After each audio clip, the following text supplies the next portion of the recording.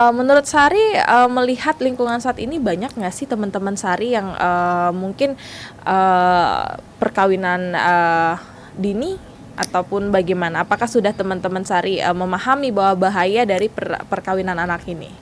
Di perkawinan anak di Bali ini, terutama yang di sekitar saya ya Kak, jadi masih banyak perkawinan anak yang terjadi di Bali ini, terutama di desa saya Kak.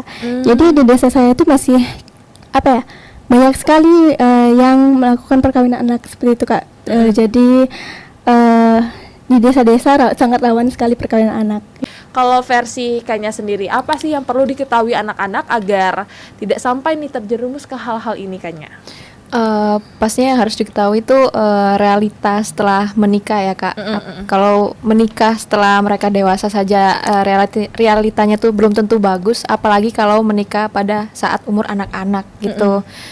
Mungkin kalau masih anak-anak kan belum menyadari gitu kalau dunia pernikahan tuh nggak sekedar berpasangan aja kayak gitu, tapi kan membangun hidup berdua gitu. Jadi sehari-harinya harus bersama, harus berbagi pekerjaan dalam rumah tangga, seperti itu juga menghidupi satu sama lain gitu. Jadi harus tahu aja kalau pernikahan itu sebenarnya nggak, pernikahan dini, pernikahan anak itu sebenarnya nggak seindah yang dibayangkan gitu kan. Kadang-kadang orang-orang itu kayak oh ya udah deh, habis lulus sekolah menikah aja, emangnya mau ngapain lagi gitu. Karena dipikirnya mungkin enak gitu, seneng-seneng gitu pernikahan, padahal sebenarnya tidak seperti itu gitu. Tapi mungkin karena mereka juga masih di bawah umur ya, jadi belum mengerti. Jadi memang harus ada yang mengedukasi kalau pernikahan itu nggak mudah gitu. Iya benar-benar juga sih. Dari hal ini penting juga untuk anak-anak melihat orang yang sudah melalui fase tersebut pernikahan, bagaimana kira-kira gejolak yang dihadapi, dinamikanya seperti apa.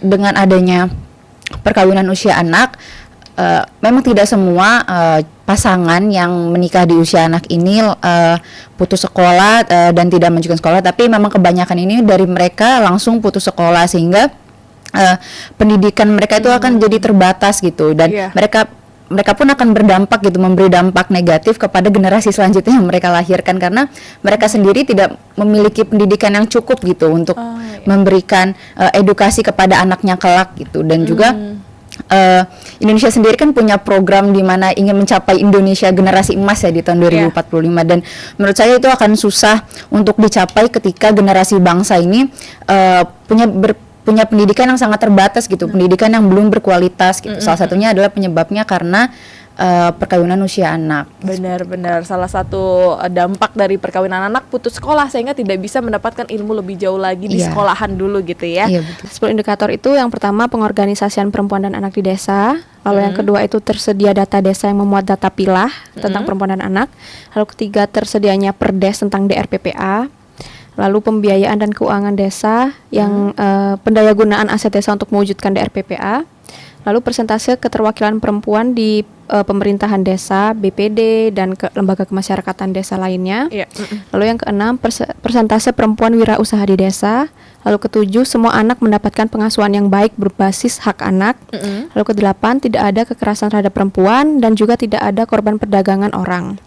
Lalu kesembilan, tidak ada pekerja anak. Dan yang kesepuluh yang kita bahas sekarang itu, tidak ada yang menikah di bawah usia 19 tahun atau tidak ada perkawinan anak.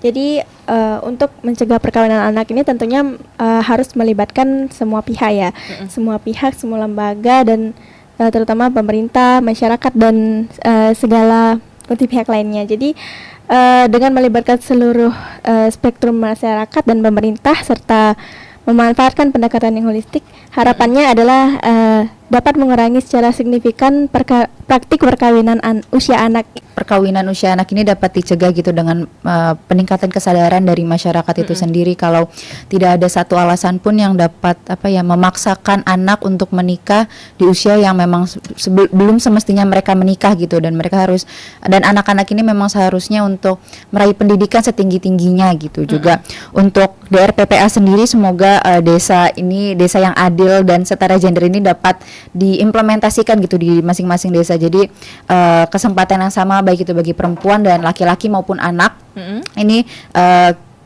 dapat diimplementasikan di masing-masing desa seperti itu, Kak. Baik, dan Kanya silahkan. Untuk perkawinan anaknya sendiri